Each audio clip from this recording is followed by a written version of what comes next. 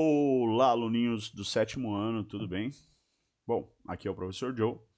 Vamos então fazer uma revisão do segundo bimestre do que a gente estudou, beleza? Rapidamente, vou procurar ser breve, a gente já estudou, só vou te lembrar aí para você dar uma estudada para a prova paulista que vem chegando, tá bom? Bom, a primeira coisa que a gente tem que saber é que conceitos costumam cair em provas. Então você começa a entender que nós vamos fazer o estudo sobre demografia e aqui ele já dá o conceito de demografia. Demografia pode ser definida como a ciência que estuda a dinâmica, a composição e a distribuição da população. E ela com certeza está conectada à geografia. E aí ele vai trazer alguns conceitos para nós, que é muito importante você saber. O primeiro conceito é população absoluta. O que é isso? Né? É a quantidade de população de um país, de um estado ou de uma cidade. É um exemplo. Ou de um continente, certo? Então, é o total da população. É só você descobrir o total. Isso a gente chama de população absoluta. Já a população relativa, ela é um cálculo. Ela é um cálculo. Que cálculo, professor?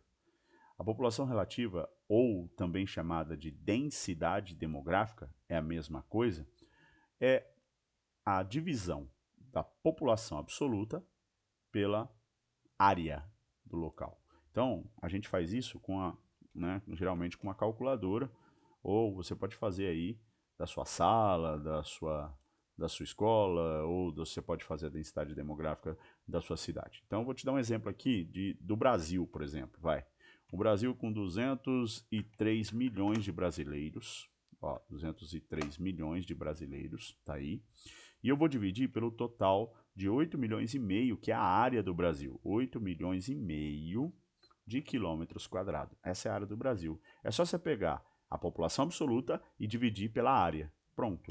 Nós vamos achar a população relativa do Brasil. Esse é o cálculo. Ou seja, temos aproximadamente 24 habitantes por quilômetro quadrado, certo? A gente pode arredondar esse número aqui para cima. Só isso. 24 habitantes por quilômetro quadrado, beleza? Isso é densidade demográfica, isso é povoamento. Lógico que você tem que tomar cuidado com duas palavras, né? Eu vou colocar aqui do ladinho, que vai te ajudar você a dar uma estudada aí. Toma cuidado com a palavra populoso.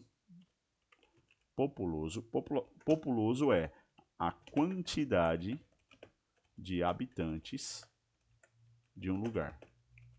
De um lugar, tá? Eu estou colocando assim para ficar um pouquinho mais didático, de um lugar, quantidade de habitantes. Ou seja, é a população absoluta, professor? Sim. Mas eu só quero complementar. É a população absoluta que passa de 100 milhões de habitantes, certo? De habitantes. Aí você fala que o lugar é populoso, certo? Povoado é nada mais, nada menos que a população relativa. Então, é a população relativa. Vai aparecer aí para você. E que é esse cálculo que eu acabei de te explicar, beleza? Outra coisa que pode cair na sua prova é o que é densidade, a natalidade. A taxa de natalidade é a quantidade de nascidos vivos em cada 1.000 habitantes. Ou seja, numa cidade, né, num município, num estado, numa federação ou em um país. É só para você saber a quantidade de pessoas que nasceram.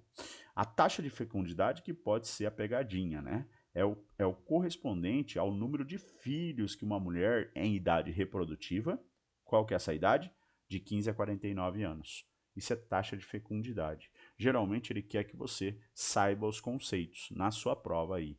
Nesse momento nós não vamos trabalhar com cálculos, tá bom? Bom, já a taxa de mortalidade também ele anda na mesma ideia. Indica a quantidade de óbitos, de pessoas que morreram, né, durante um determinado período. Geralmente é por ano, é feito isso aqui, certo? E a expectativa de vida, a gente fala o quanto tempo as pessoas estão vivendo em média. Aqui no Brasil, nós estamos vivendo em média 74 anos de idade, certo? Qual que é o desafio? Né? Desde o seu nascimento, né? Ele quer saber por que a população não consegue chegar a mais tempo de vida. E aí eles querem propor melhorias em políticas públicas. Então a ideia é essa, tá? Como eu faço para as pessoas chegar o mais longe possível? Por exemplo, acho que na Suécia o pessoal chega a 84 anos de vida em média, né? O que esse povo está fazendo? Nós temos que aprender. Já o crescimento vegetativo é um cálculo de taxas. Então, depois que você sabe qual que é a taxa de natalidade e a taxa de mortalidade, é só você subtrair uma da outra. Por exemplo, vou pegar para você. A taxa de mortalidade. Vamos pegar a calculadora. Opa, abriu uma outra coisa aqui. Calc. Aqui, calculadora. A taxa de mortalidade, vamos supor, aliás, começamos pela taxa de natalidade. Vamos supor que nasceu 10% de criança, certo? Eu não vou pôr o porcento aqui, só para ficar didático. E morreram naquele país 9%. Qual o crescimento vegetativo? 1%. Nasceram 10% e morreram 9%. Então, é só uma continha de menos mesmo. Isso é chamado de crescimento vegetativo, que corresponde da diferença. Toda vez que você vê essa palavra diferença, ela quer dizer subtração, né, da taxa de natalidade com a taxa de mortalidade em população de um determinado período. Geralmente também é feito por ano, beleza? Então tá aí os cálculos, tá? A gente já fez essa questão. Já vou para número 2, tá? Formação da população brasileira. Bom, você não pode esquecer da matriz do Brasil, certo? Você não pode esquecer disso. A matriz do Brasil, ela vai se dar por 3 povos. Primeiro, os povos indígenas. Depois, pelos povos portugueses, os europeus, certo? E depois, pelos africanos, certo? Africanos. Essa é a matriz brasileira. Lá no século XIX, vieram muitos asiáticos, japoneses, né? Vieram povos também da Europa, né? Os italianos, vieram os espanhóis, vieram uma galera, até porque estava estourando uma guerra lá na Europa e tal. Então é isso que a gente precisa saber, certo? Quando esse povo chegou aqui? Bom, os portugueses chegaram aqui a partir de 1500. Os indígenas já estavam aqui há mais de 10 mil anos, conta-se a história, é o que se estima. E os africanos vieram escravizados, né, nos navios tumbeiros e tudo mais, certo? Bom, o que acontece? Qual que é o maior problema de tudo isso, né? O texto diz aqui, os primeiros habitantes das terras que hoje formam o Brasil foram os indígenas, que já viviam nesse território há milhões de anos, com culturas, línguas e tradições próprias. A chegada oficial dos portugueses em 1500, seguida pela vinda de outros europeus, né? Os italianos, depois os franceses mais ao norte, os holandeses também, enfim, os espanhóis também mais ao norte, e deu início ao longo do processo de colonização, ou seja, vir aqui e tomar a terra, que resultou em mudança significativa para os povos indígenas. Eles fizeram contra os povos indígenas, os portugueses, guerras, eles disseminaram doenças, porque os indígenas não tinham a gripe, por exemplo, né, e escravizaram alguns deles. Tinha ainda, né, os jesuítas e tal, mas a gente não vai entrar nisso aqui agora, né? E também forçaram a aculturação, né? A palavra-chave, aculturação. Ou seja, eles não eram, por exemplo, cristãos nas suas religiões. Eles eram panteístas, eles acreditavam no Deus Sol, no Deus Lua, no Deus, né, da natureza, né? E aqui foi forçado, né, a adoção de novas crenças, costumes dos europeus, beleza? É o que está dizendo aqui no nosso livro. Bom, a ideia dos colonizadores era buscar o máximo de coisa que eles podiam dentro do território. Principalmente ouro, prata, qualquer coisa que tinha valor. Eles colonizaram o Brasil, escravizaram muitos indígenas, né, e enfrentaram forte resistência. Como eles viram que os nativos conheciam muito bem o território e eles não, eles tinham dificuldade com isso. Por isso eles também começaram a trazer negros africanos lá da África, né, para vir para cá, forçado, né? Isso é muito triste, certo? Os indígenas conseguiram combater. Alguns foram, né, vamos dizer assim, catequizados pelos jesuítas e outros conseguiram resistir fortemente, beleza? O tráfico de pessoas era algo muito lucrativo, a gente pode resumir assim, né? Por isso que eles faziam isso então. Ninguém se importava com o ser humano nessa época, né? Eles se importavam com eles, com o povo europeu, mas não com todos. E nós podemos dizer, então, você não pode esquecer da matriz, como eu acabei de falar ali em cima. Então é importante que você deixe o seu destaque aí para esses 3 povos, certo? E a gente precisa lembrar que com a abolição da escravidão, que é o fim da escravidão, em 13 de maio de 1888, pela Princesa Isabel, e o fim do tráfico negreiro, se eu não me engano, em 1854, né? Se eu não me engano, lei Eusébio de Queiroz, a força do trabalho força de trabalho escravizada foi substituída por imigrantes europeus, certo? Então o Brasil começa a vir a história das indústrias chegar, mas se tivesse mão de obra, não tinha industrialização. Lá no século XIX e no século XX, né? No século XIX veio italianos, alemães, como eu disse, e no século XX vieram os japoneses, né? Os sírios, libaneses, o pessoal lá perto da Arábia, lá no Oriente Médio e tudo mais. E aí o país se misturou mesmo e formou aquilo que a gente chama de miscigenação, tá? Então você deixa anotadinho aí do ladinho, miscigenação, beleza? Tem até um documentário chamado O Povo Brasileiro, do professor Darcy Ribeiro, você pode achar no YouTube aí, em 6 capítulos. Beleza? Bom, qual que era a ideia então? O Instituto Brasileiro de Geografia diz que tinha mais de 10 milhões, era uma estima, né? Que tinha mais de 10 milhões de indígenas. Só que hoje a população atual dos indígenas no Brasil não chega a 2 milhões de pessoas, certo? Nós temos aí 1.693.535 pessoas. Essa é a ideia do que acontece hoje sobre os povos indígenas no Brasil. E eles merecem o respeito, porque eles têm a sua cultura da forma como eles vivem, beleza? Bom, aqui tem alguns nomes, muito importante você saber, tá? Os povos mais conhecidos são os povos tupis, que eles tinham bastante território no Brasil, mas tinha outros também, o G, o Aruaque, o, o Caribá, o Cariri, o Pano, Tucano, o Charruá, que fica aqui no sul, certo? E outros grupos. Importante, se aparecer esse mapa na sua prova, leia a legenda, que você vai descobrir onde estavam esses povos, beleza? Bom, já fizemos essas questões, né, em sala de aula, só estou resumindo para você. População brasileira hoje, nós temos aí um resumo, né? A densidade demográfica, que a gente já falou, que é um indicador que expressa a relação entre o número de habitantes de uma determinada área. Eu acho que vale grifar isso aí, deixar bem grifadinho. Opa, não é isso que eu queria, é esse. Deixa grifadinho, porque é conceito. Conceito costuma cair em prova, certo? Então, ou seja, ele mostra o número de habitantes por quilômetro quadrado. Acho importante você saber disso, tá bom? Então é muito importante. E aqui ele mostra o famoso mapa da densidade demográfica do Brasil, tá? Esse mapa, ele mostra que o Brasil está povoado, a densidade demográfica do Brasil está situada no litoral. O Brasil, portanto, é um país populoso e pouco povoado. Atenção, é essa geralmente a resposta de questões que aparece. O Brasil é populoso e pouco povoado. Então eu te aconselho, né, você entender isso. Mais para o interior do Brasil, nós temos vazio demográfico, certo? Vazios, um monte. Tá vendo essas partes mais claras? São vazios, não tem tanta população, certo? Ao norte nós temos a floresta amazônica, então é por isso que a gente se explica que não tem tanta gente ali. Essa floresta precisa ser protegida, certo? Então você já tem que ter a noção que o Brasil está mais situado no litoral. Ele é um país onde o povo mora mais na praia, certo? E ele é pouco povoado, beleza? Não se esqueça disso. Por quê? Porque a população está só no litoral, aqui no litoral do Oceano Atlântico.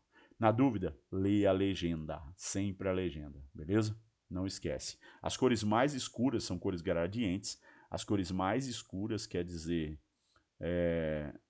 que tem mais gente, mais de 100 habitantes por quilômetro quadrado, certo?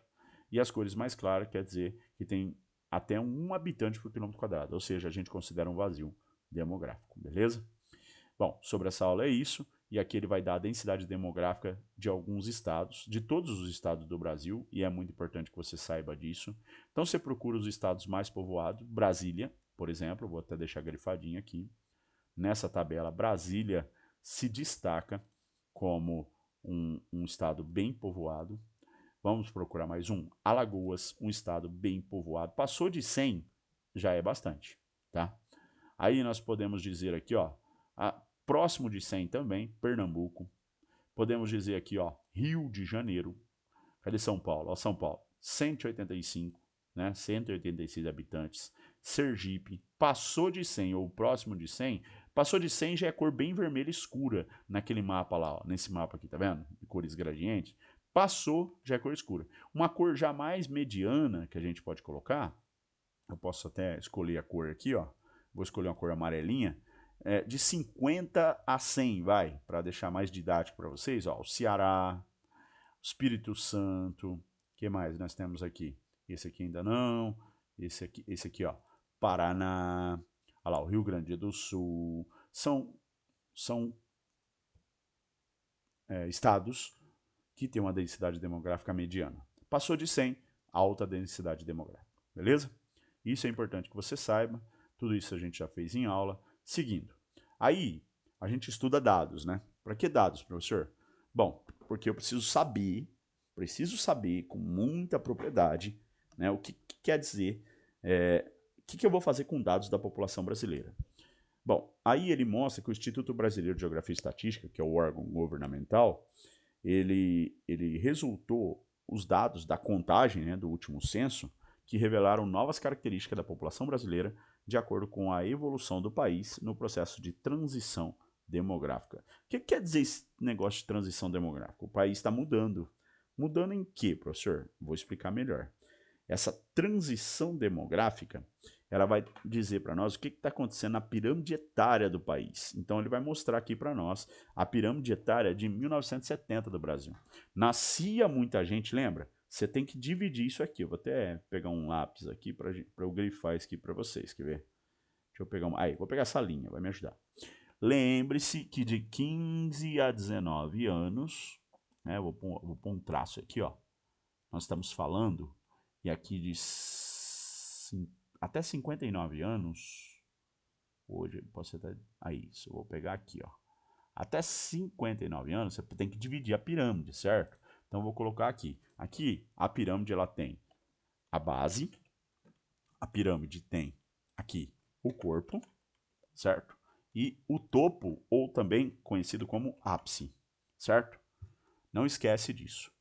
E aí o Brasil está passando por uma transição demográfica. O que é isso? Ó, 1970 era isso.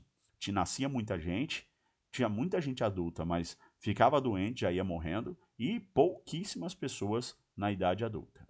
Já em 1991, tá aqui a data, ó, né? Você está vendo que eu estou seguindo. A pirâmide começa a mudar, começa a nascer um pouquinho menos de criança, mas ainda tem bastante, né? Mas os adultos estão trabalhando e poucos velhinhos. A população ainda continua morrendo. Quanto mais triangular for a pirâmide, pior é o país nesse sentido, certo? As pessoas adultas vão morrendo, às vezes até antes do tempo, vai morrendo jovem. E os velhinhos, poucos chegam ao final, né, numa expectativa de vida. A ideal é que a população caminhe todos juntos para a morte. Não vai, lógico, vai ter problemas que vai acontecer, mas nós temos que lutar para isso. Aqui nós temos a pirâmide etária do Brasil já em 2010. Você percebe que ela já está deixando daquele formato triangular e a população adulta já consegue ter um pouco mais de qualidade de vida, ou seja, ela está começando a subir. Isso é sinal que a saúde do país melhorou, né? Então, os velhinhos estão tendo mais velhinhos, né? E agora, já em 2020, está tendo mais velhinhos ainda do que as outras pirâmides. A população adulta vem vindo, né? E provavelmente muitos vão chegar aqui e nós vamos ter já muitos velhinhos aqui. Só que o pessoal já começou a mudar o pensamento, já começou a ter menos filhos, entendeu? Aqui no Brasil está entre 2 e 3 ainda, em 2022. E essa análise é muito importante, certo? Você não esquecendo disso já ajuda. Bom, então para resumir aí, a gente pode dizer, no Brasil esse processo pode ser analisado por meio de gráfico de pirâmide etária, tá? Então se alguém te perguntar o que é aqueles triângulos lá, você já sabe que o nome disso é pirâmide etária, certo? De um lado é analisado quem? Os homens, a cor azul. A cor rosa, do outro lado, as mulheres. Eles estão fazendo essa pirâmide etária, né? Quem vive mais, os homens ou as mulheres, né? Aqui só em 1970 você já dá para ver que as mulheres vivem mais que os homens, né? A gente não faz nada, né? Os homens não aprontam nada, tá? Então é importante que você saiba disso. Bom, geralmente, quando está em negrito, né, os dizeres aí no seu livro, no seu resumo, você tem que ficar muito atento, tá?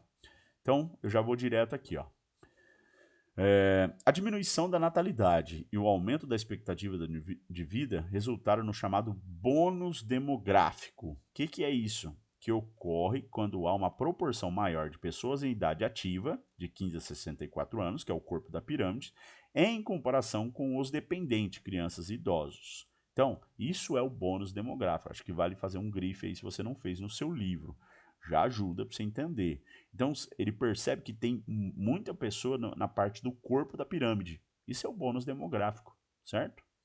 E ele fala também da razão de dependência. Olha lá, ó. Isso cria uma oportunidade para o crescimento econômico, isso é bom, bônus demográfico, desde que políticas adequadas sejam implementadas para aproveitar essa força de trabalho. É preciso, no entanto, estar atento à razão de dependência. O que é essa razão? Aí você grifa aí, ó, que mede quantos dependentes cada indivíduo em idade ativa sustenta. Então, quantos filhos tem dessas pessoas que está tendo? E aí vai depender desse número para a gente entender outras coisas, beleza?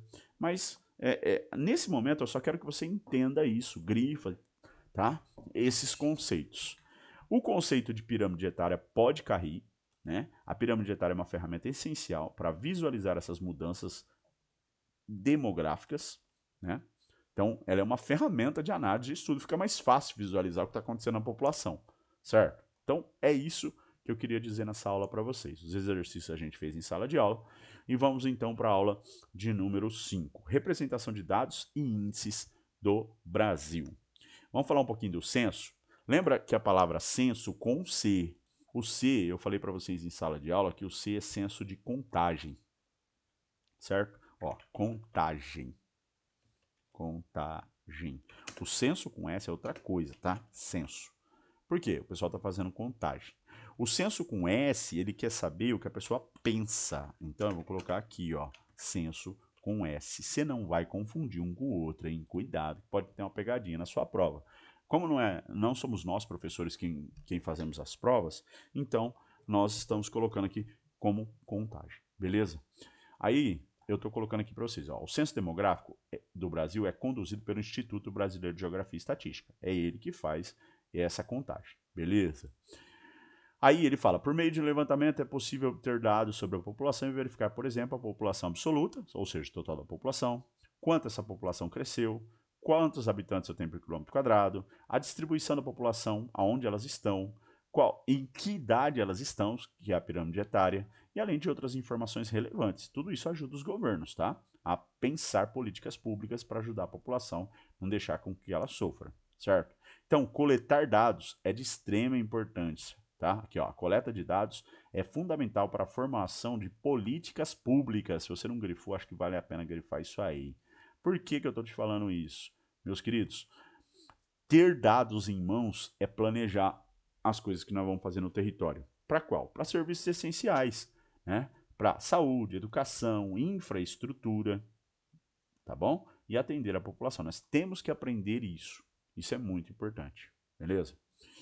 Bom, nós fizemos isso aqui em sala de aula, né? E a gente vai seguir aqui para a aula já de número 6, ao mapa da densidade demográfica do Brasil. Não esquece que são de cores gradientes, quanto mais escuro, mais pessoas tem, tá bom? A diversidade étnico-racial do Brasil, e é muito importante essa aula. Tá, vou gravar mais essa, paro um pouquinho, descanso um pouquinho, já eu gravo mais outra, beleza? Vamos lá. A formação étnico-racial do Brasil resultou na integração entre a diversidade de etnias e cultura de povos indígenas, africanos, portugueses e imigrantes. Gente, é importante você saber quem é o povo brasileiro, né? Nós somos miscigenados, né? Nós somos um povo de mistura, nós somos raça, né? Diferente que a gente teve. Lógico que eu não posso deixar de dizer da contribuição africana, tá? Você não esquece dos africanos. Eles tinham, né, o seu jeito de fazer as coisas, seu jeito de dançar, suas religiões, seus costumes, né? O jeito deles, tá bom? E eles contribuíram muito para o Brasil economicamente. Pena que fizeram, né, deles, né, um povo escravo, escravizaram eles, entendeu? Ninguém nasce escravo, mas foram escravizados. E isso é muito triste, certo? E aí diz, ó, a contribuição africana teve um papel central tanto no âmbito cultural quanto econômico, sendo essencial para a constituição da sociedade brasileira. Provenientes de diversas regiões da África, os africanos carregam consigo seus saberes e costumes, além de suas tradições culturais e religiosas que enriqueceram e transformaram a diversidade cultural no Brasil. Bom, hoje, principalmente no território da Bahia, né, lá no estado da Bahia, a gente vê muito cultos, né, das religiões de matriz africanas, como o candomblé, como a umbanda, certo? E todos nós temos que respeitar essas religiões, tá bom? Bom, é isso que eu preciso dizer para vocês aqui nessa aula. E a gente entra para os ciclos, né? O Brasil, ele usou o trabalho escravo para a cana-de-açúcar, para o café e outros produtos agrícolas também, tá? Mas principalmente nisso aqui, ó, tá bom? Então você não esquece dos produtos da economia colonial do Brasil, beleza? E outros produtos que formaram a base da economia colonial, principalmente a cana-de-açúcar, tá? Principalmente a cana-de-açúcar. Embora a escravidão tenha sido formalmente abolida em 1888, datas são importantes, tá? Datas são importantes. As consequências sociais e econômicas da população negra foram profundas e continuam a se manifestar até os dias atuais. A ausência de políticas, inclusive após a abolição, deixou ex-escravizados à margem da sociedade, perpetuando ciclos de exclusão e desigualdade. Bom, depois da escravização deles e a abolição dessa escravização, gente, não foi resolvido o problema deles. Tanto é que hoje tenta-se fazer algumas políticas, mas são medidas paliativas para tentar ajudar os negros africanos, né? E os indígenas também. Pouca coisa se ajuda eles. Hoje você fala, mas tem escola para todo mundo, né? Mas não é bem assim. Não é bem assim. Todo mundo pode crescer igualmente? Parece que sim. Mas às vezes tem gente que não tem internet em casa. Isso é no Brasil inteiro, tá? Nós não estamos falando só do estado de São Paulo. Tem gente que não tem internet, tem gente que não tem comida, tem gente que não tem o básico para viver. E isso é fruto de problemas da escravização, entendeu? Ainda não foi corrigido. Nem todo mundo tem sua casa. Se você perguntar quem são os mais pobres no Brasil, né, o IBGE vai te falar que são a população negra. Quem que são os negros? Os pretos e os pardos, tá bom? Mas, lógico, tá mudando essa ideia, mas ainda tem muito que mudar, beleza? Então, o maior problema hoje do Brasil, que você não pode deixar de excluir, né, é sobre o racismo estrutural, herança desse período, que segue impactos na sociedade brasileira, reforçando a necessidade urgente de ações que promovam a justiça social e a igualdade. Tá? Então, eu vou até pôr outra cor aqui, para ficar mais didático.